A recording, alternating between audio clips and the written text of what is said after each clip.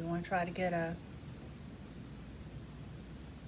Oh, a thing. Do you want to hold stuff, or do you want to do that at the end? Either way. You like... There you go. Mask up. Anyway. Ready? Yep. Hey y'all. Welcome to another episode of Sweet Tea and Thread. This is episode 22. And I'm Shay. I'm Bethany. Thank you so much if you're a returning viewer. If you're a new viewer, then welcome. We are primarily a knitting and crochet podcast, but occasionally we'll talk about some sewing, quilting, anything crafty that we're doing. If you would like, if you're not already a subscriber, then click the subscribe button down below and YouTube will notify you whenever we upload a new video. Leave us a like if you do enjoy the video today, and a comment, and just tell us what you're working on, what you liked in today's podcast. We love hearing from you, and it just kind of helps us to gain a little bit of extra exposure on YouTube for other people who are also looking for similar content. So Yes. Very good analysis. So we're going to jump right in to finished objects, finished projects with ta-da. Bethany. You might recognize this. I love it. I love it. I love it. I know. I shared this in the last podcast. It was one of the projects that I was working on, and this is primarily stash yarn. So some of these were yarns that I dyed myself as tester skeins. Some of them were single skeins that I, purchased from other yarn dyers or other yarn shops that I had traveled to. So if you want to know in more detail the colors that I used and where the yarns came from, you can head over to either my Ravelry project page or my Instagram post about it, and I posted about all of that. But in case you're wondering what the pattern is, this is the Pouf. It is a pattern that was designed for Hedgehog Fibers by Beata, and she designed this as just like a top-down raglan faded, just cropped sweater, and it has these gorgeous sleeves that, you can tell by the name, they're poofy. This is my favorite part about the pattern, is the poofed sleeves. I love it. But this was really easy and straightforward. There's not really any kind of difficult techniques if you are new to sweater knitting.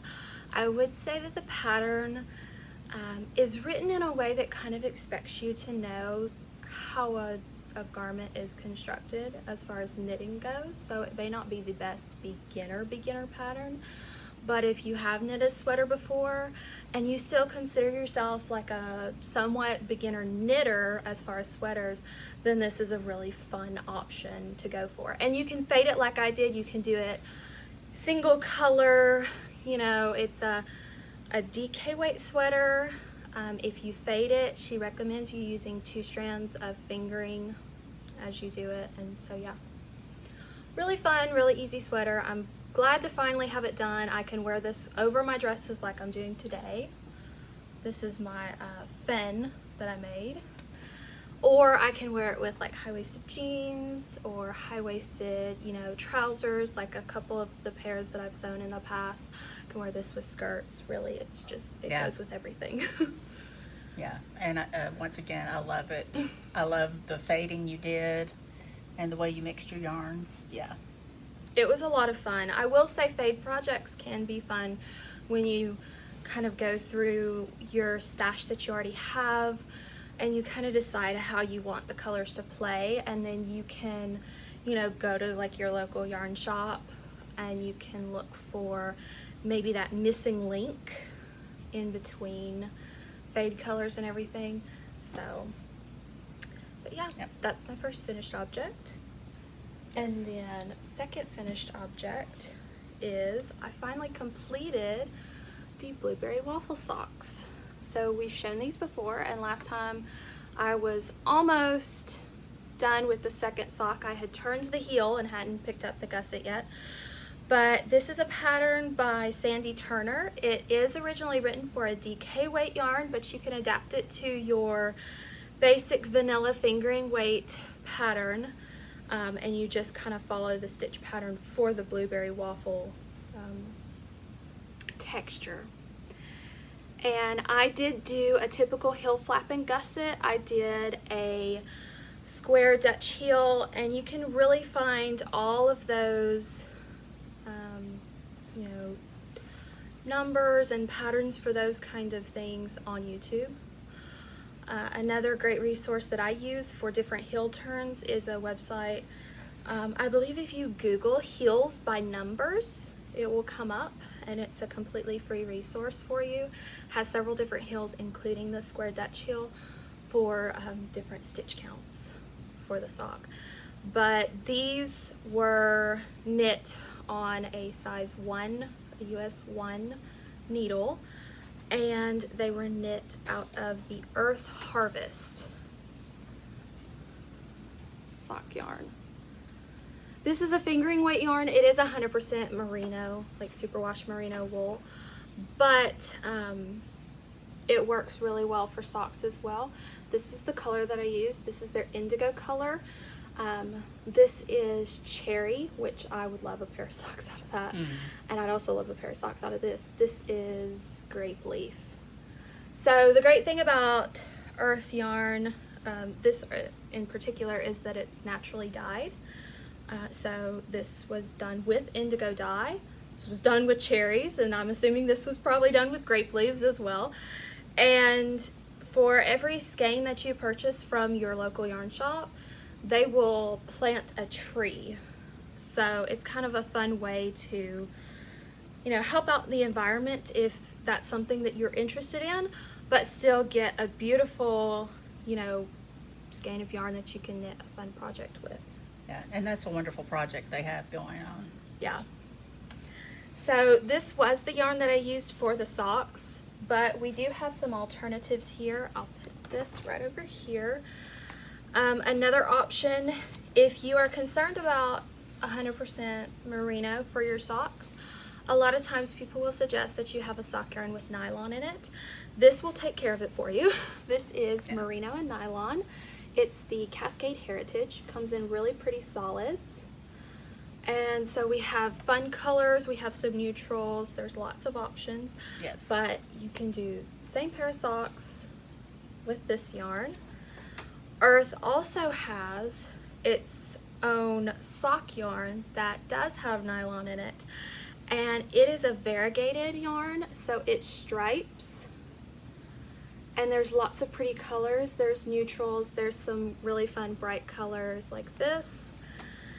And then another option, if you want to, you know, purchase a hand-dyed skein, we have lots of different hand-dyed skeins. This was just some that I had done that I pulled out.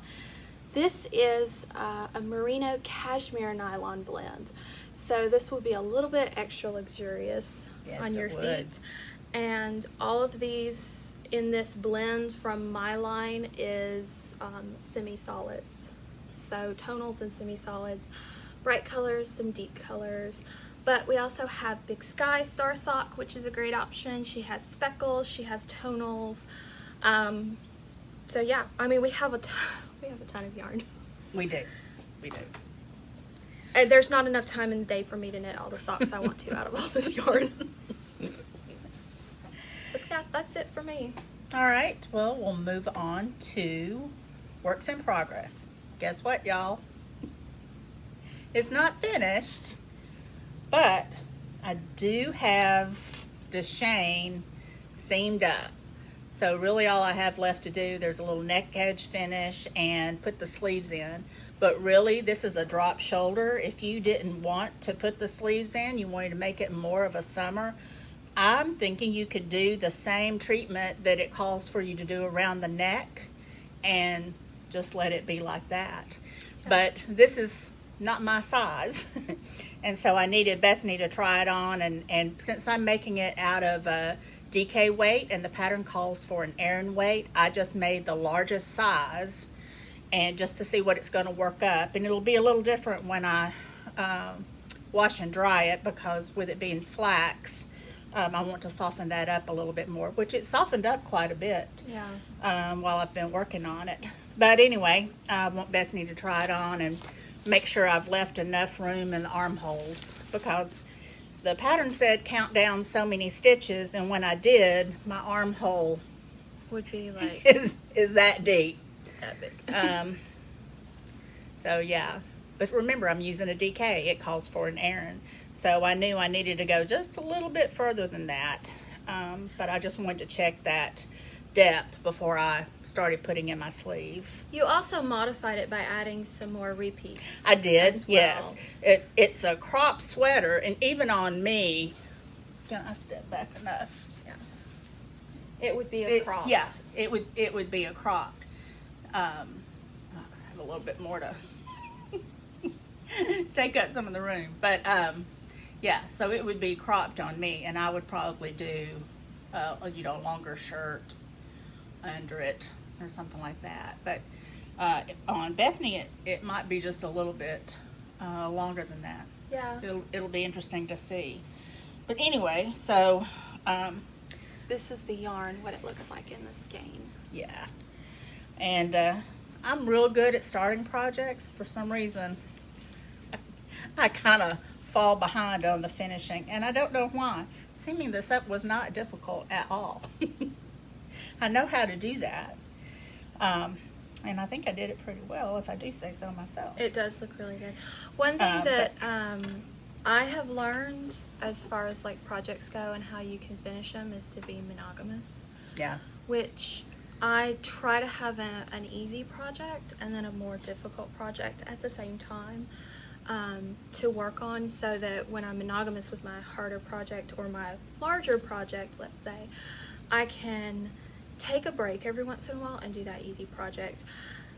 And I yeah, learned that from years of experience, but also from listening to Jackie from Caddy Jacks. If you know anything about Jackie, she knits sweaters really quickly. Like, she can have a sweater done in 2 days, it feels like. So one thing that they talked about on their podcast, her and Caitlin, was the fact that she stays pretty monogamous with her projects. And that's what got me finished with this. That's what's going to get me through my other project that I'll show you in a little bit. But yeah. That's a good goal. and it's hard because we want to knit all the things. Right. And it's not like I'm starting a bunch of things for myself. Most everything that I'm starting and working on are for the shop. Yeah. And so we get new yarn in. Oh, we got to have a sample. sample. And so you lay back the project you were working on, which is also a sample. Yeah. And, start the new project. And then, 10 projects later, you've forgotten what you started. But one reason the sleeves aren't in also is squirrel. Since Bethany's in sweater land at this moment, this is also a project for the store. It's the bias before and after shawl from Churchmouse. And so she's handed it over to me to finish up. And I think it's about halfway there. But here's where I started. And what have I got? A good maybe like 8 inches? Yeah. So yeah, and I love me some stockinette. That's why I handed it to her. I was like, you love stockinette. I've come to appreciate it. And if you go back to some of our previous podcasts, you will know that Pearl and I were not friends for a while. We had to have that serious talk We're- about Pearl. We're friends now, but she's still not my closest friend, so I handed it off to her so she could knit and Yeah. purl to her heart's content. That's right. So anyway, so I started Friday, and I've been working on this, just thinking, well, you know what? I've got to figure all that stuff out. Let me just pick this up and knit on it a little while, and then and then Saturday night rolls around. I'm thinking, oh, that's not good. And this is knit out of the Malabrigo Silkpaca. Yeah. So this is a lace weight alpaca and silk blend, and we have lots of really pretty solid colors, including the green. We do still have the green, but we also have this really pretty variegated color. So, and a little of this goes a long way. It's 50 grams per skein, but it's 420 yards. Yeah, because I still So, have. I don't even think Yeah. you're halfway. Right. with that. Yeah, I don't either. I cake mean, of you know, yarn. when I measured this, we're thinking 72, Yeah. and this measured about 36 from point to point. And we'll just have to see when we get there if that's how long we want it. But yeah, I was thinking I was about halfway lengthwise that we want, but Yeah. not necessarily halfway through the yarn. Yeah. And then I have one other project on the needles. Second sock. This is the mate to the sock I showed about 2 podcasts ago, maybe. So I'm ready to turn the heel on it, and you know, there you go, another sock. And this is out of some Big Sky Squish DK, because I make worsted weight socks, and this And I DK feel like this weight is, now. and DK weight now. I feel like this is kind of a heavy DK. But anyway, it's knitting up great. I love the colorway. And this is 100% superwash merino Yeah. yarn. And we also have the Hedgehog Merino DK, which she's knit a pair of socks out of Yes, from me. I have. And that's going to be the same 100% superwash merino, and we have some other color options if you can't find what you're looking for in the Big Sky. Yeah. But as I said before, my children love these socks. They wear them for house socks, and so I've always got a pair on the needles going. And that's it for my works in progress. How about you? I have one because I'm being monogamous. I have 2 technically. I have a sock at home with some, another one of my tester die skeins that I did.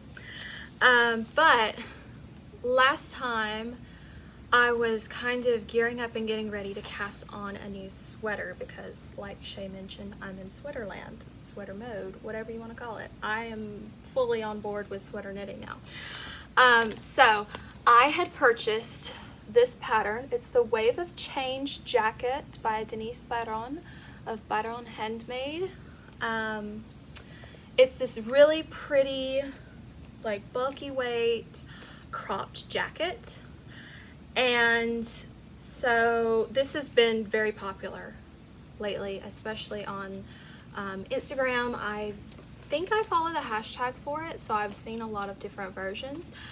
And I just knew, I was like, I'm finally ready to cast it on because I was getting ready to cast this off. And I'm like, I can cast on a new sweater now that I have something else finished. So, Yeah. I will. You're so good at that. No. The monogamous thing. I'm starting to be, but no. This is a bulky weight sweater, so don't be surprised. You can go to Ravelry and see when I started this, but it's bulky and it's cropped. And guys, I have the body done and nearly one sleeve. I should have had the sleeve done, but I finished the blueberry waffle socks instead, so it's okay. Has a lot of ends. I haven't woven in any ends. I still have to knit the cuff, and then I have to knit the other sleeve and block this. And when I block it, I'm just going to just slightly stretch it down and stretch it out so that this yarn can just kind of relax into shape. I'm not going to aggressively block it really. But the yarn that I'm using is Plymouth Aireado. Yeah. This is luscious. It is baby alpaca, merino, and nylon. So it's a nylon tube that they blow the fiber into. So the great thing about this is it's a bulky weight yarn. It's very super soft. It's going to be very drapey with the alpaca, but it is extremely lightweight. Like, I pick this up every day and I'm like, I feel like it should be heavier. But it's a whole sweater, and it feels like it weighs like a shawl. feather. Well, that too. But the only change that I made, you can lengthen this. It's a top down. I'll mention that. Top down, it has raglan shapings, and you can continue the repeats, you know, however long you want it. So you can make it a longer jacket and not cropped. The only change I made to it was when it came to the sleeve decreases. I think for my size, I was going to have to decrease down to like 36 stitches or something like that. I just went down to 44 because I liked the way that fit my arm, and then I could wear things under it, like long sleeves under it, and it wouldn't be too stretched out, weird bulky mess or whatever. So the sleeve is still fitted on me, but it's fitted enough that I can wear long sleeves under it comfortably as well. So this will be finished by the time we podcast next, and I will be started on a new project, hopefully. But yeah. And speaking of that, what is your next project going to be? I did not bring the pattern to show you what it looks like, but we'll probably pop a picture in here right now. What I'm going to be working on next is another sweater, and it is the Rift by CIESLAK. So I'm going to be knitting this out of the Fibra Natura Lina yarn. This is a universal yarn that we have here at the store. It is a cotton and linen blend, so that means it's perfect for Alabama weather. Yes, it will be.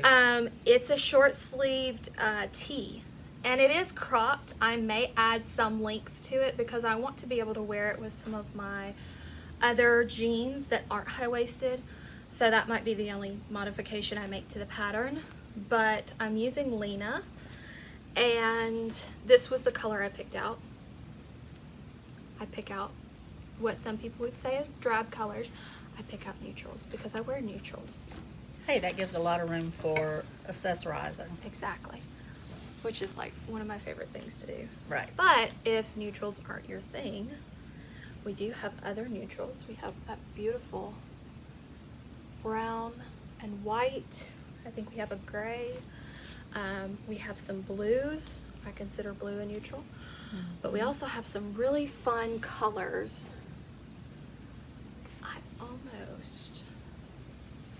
Yeah. I wish I was brave enough. I almost went with hot pink, because one day I will knit myself a hot pink sweater.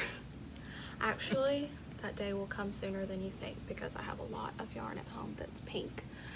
And I'll come up with something for it. But we have lots of colors in that if you want to knit the same thing I'm knitting.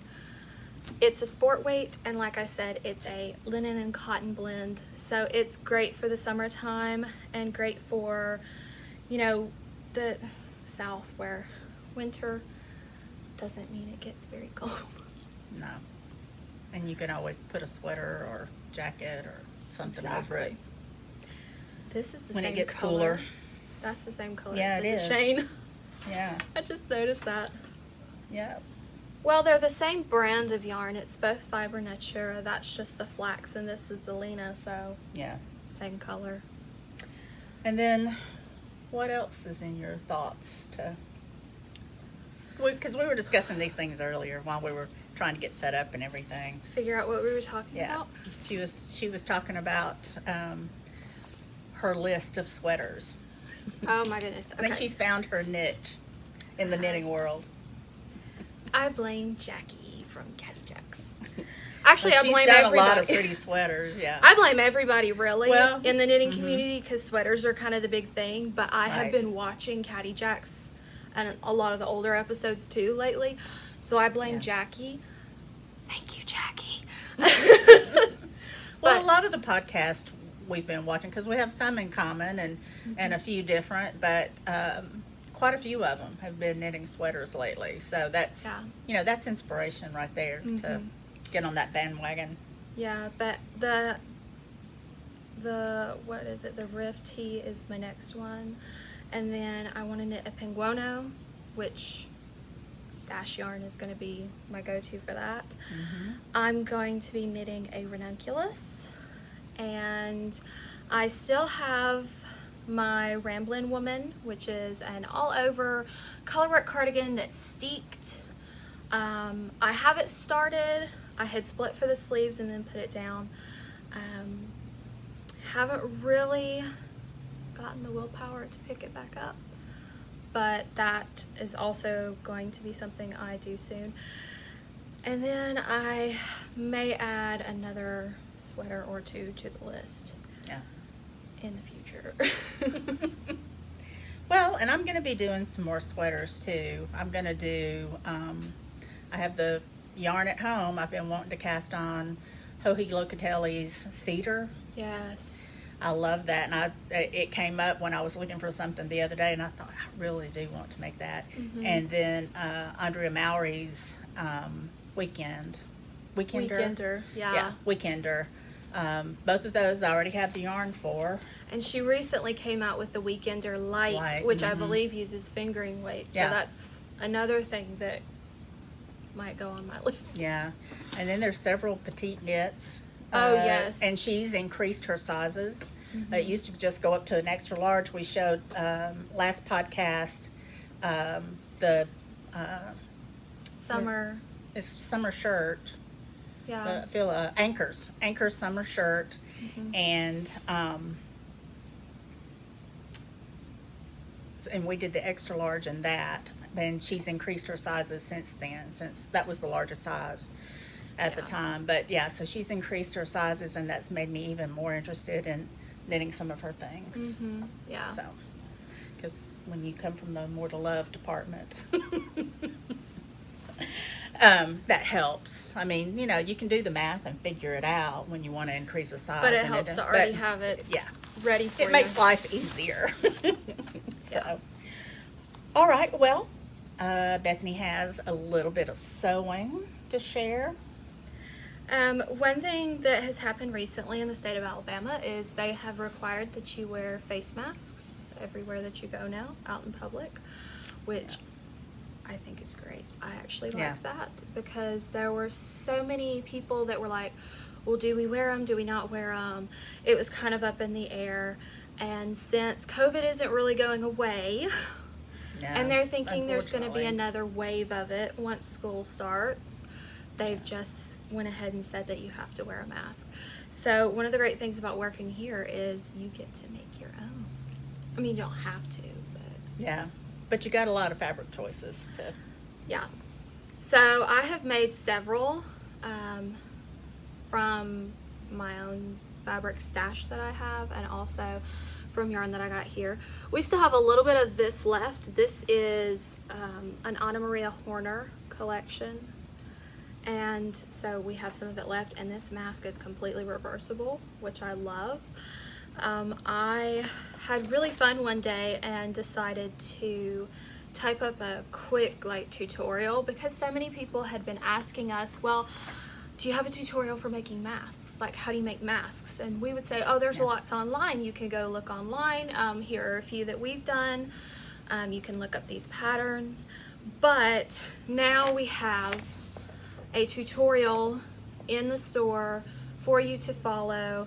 It has your supplies, it has the instructions, and then it also has a photo guide with it. And this photo guide actually came from our Instagram stories. So if you visit Thread's Instagram, it's threadfabric_. Then you can look at our profile, and we have saved in our highlights the tutorial for how to make this mask. So if you come and, you know, buy your fabric with us here, you know, buy your supplies, just ask for a copy of this and we'll throw it in the bag for you. And it makes 4 masks, and all you need is 2 coordinating fat quarters. That's all the fabric that you need. And of course your elastic and your thread, sewing machine, things like that. But they are completely reversible. They're comfortable to wear. They're a pleated mask, and so they fit a lot of different sizes. I know I've made a mask before that had the nose pleat and the chin pleat, and you had to measure from here, and there was a free printable pattern, which we can also link down below if you're interested in a more fitted mask. But if you're making it for somebody else and you don't really know their measurements, the pleated mask is a great way to go. So, but yeah. Yeah, that's a great idea, to do the tutorial and put it on Instagram. And the printed page is really good too. Yeah, I tried to make sure that the fabric that I used for this was light enough that it would show up, because we only have a black and white printer at the store. So I had to make sure that all of the colors and the lines, and you know, there's some lines that'll show you where to stitch on here. I had to make sure that it showed up. Yeah. But yeah.